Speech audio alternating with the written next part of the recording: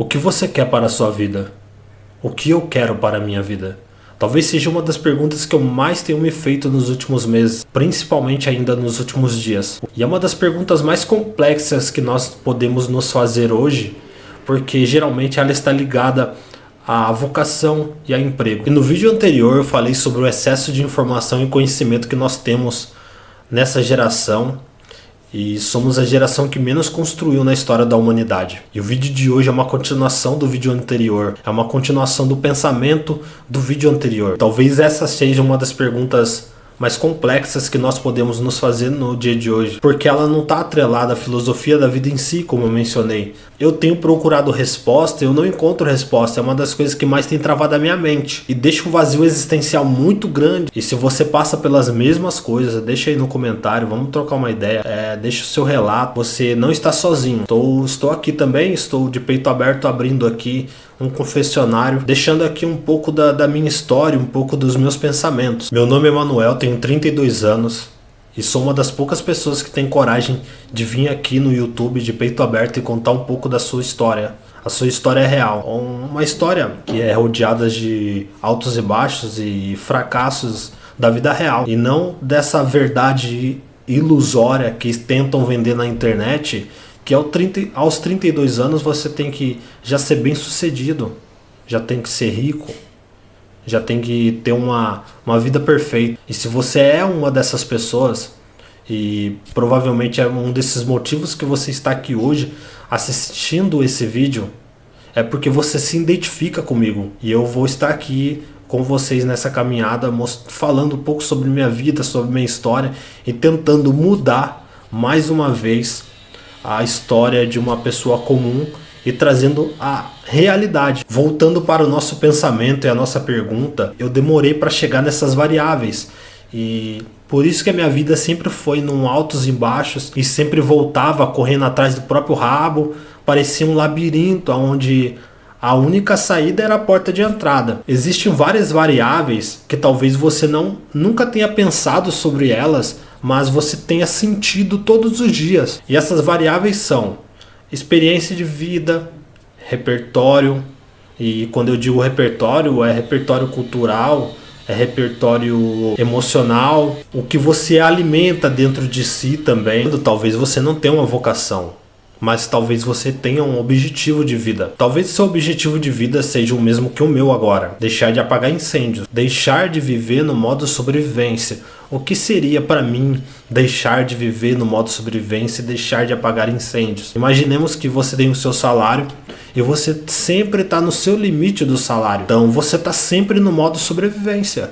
E como que você pode pensar em ter uma vocação sendo que você está sempre no limite? Você não tem esforço físico, você não tem esforço mental, porque no dia a dia, no final do mês, as contas vão chegando e se você for parar para pensar, como que eu vou estudar alguma coisa, como que eu vou me autoconhecer, sendo que eu preciso trabalhar, eu preciso fechar a conta, eu preciso comer. Então, você estando sempre no limite, você não tem esforço físico, você não tem esforço mental para sair dessa zona. E esse sentimento é um sentimento que trava, que atinge milhares de pessoas nesse exato momento. É um sentimento que trava os pensamentos, é um sentimento que mais faz com que você não prospere, não saia do lugar. E muitas vezes nós não nos perguntamos, ela não aparece diretamente, ela aparece indiretamente na nossa vida.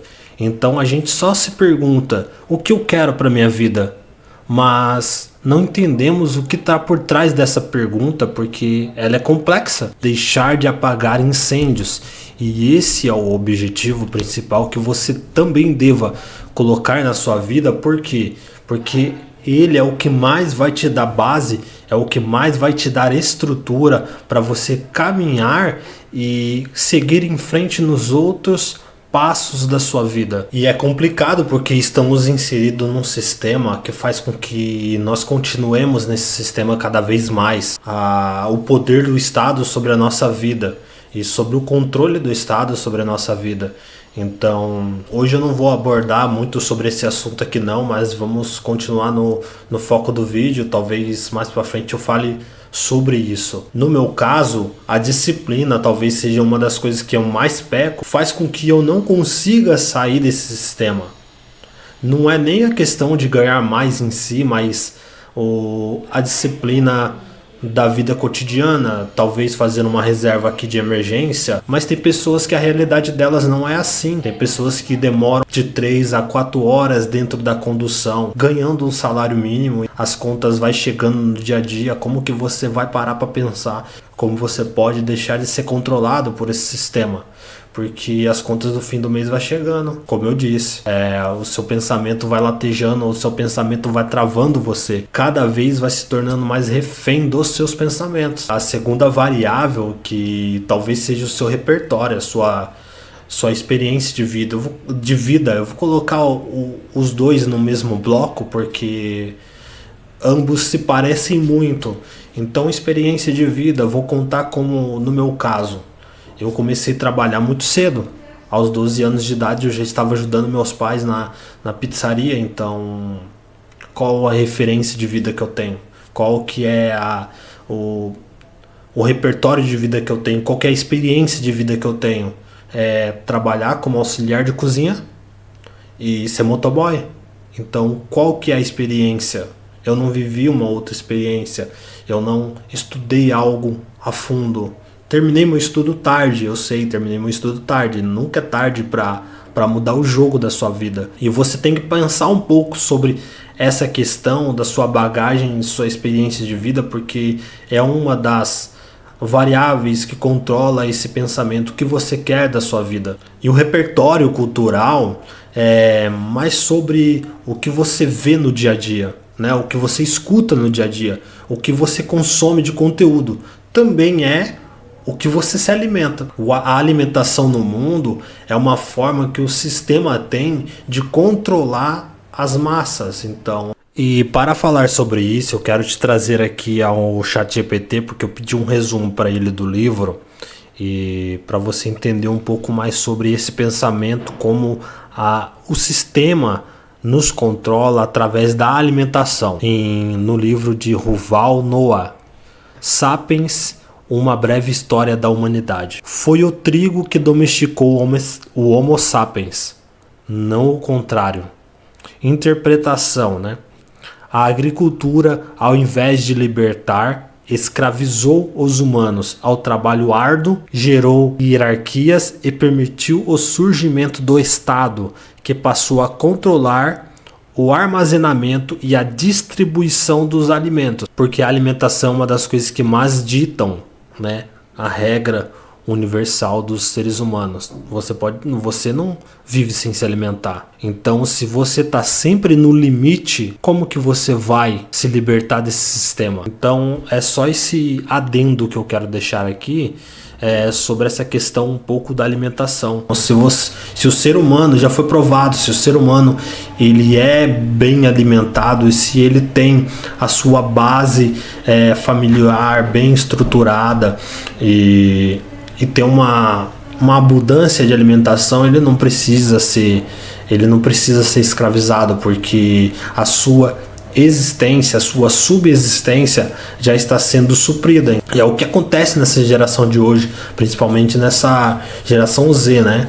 A maioria tem uma base de familiar bem estruturada e ela não se deixa levar pelo mercado como é hoje, né? Então, o que você consome, seja de alimentação, o que você consome assistindo, ouvindo, é uma das variáveis que mais podem modificar essa pergunta que você talvez não esteja se fazendo hoje. E todos nós, é muito importante que nós temos que nos fazer essa pergunta. Por quê?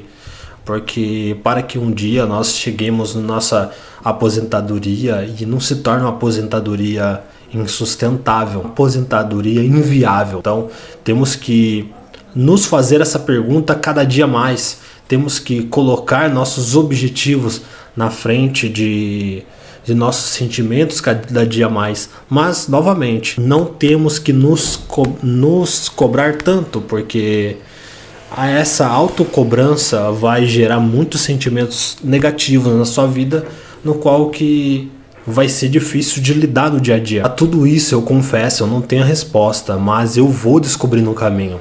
Eu tenho certeza, eu vou descobrir no caminho e eu vou estar aqui.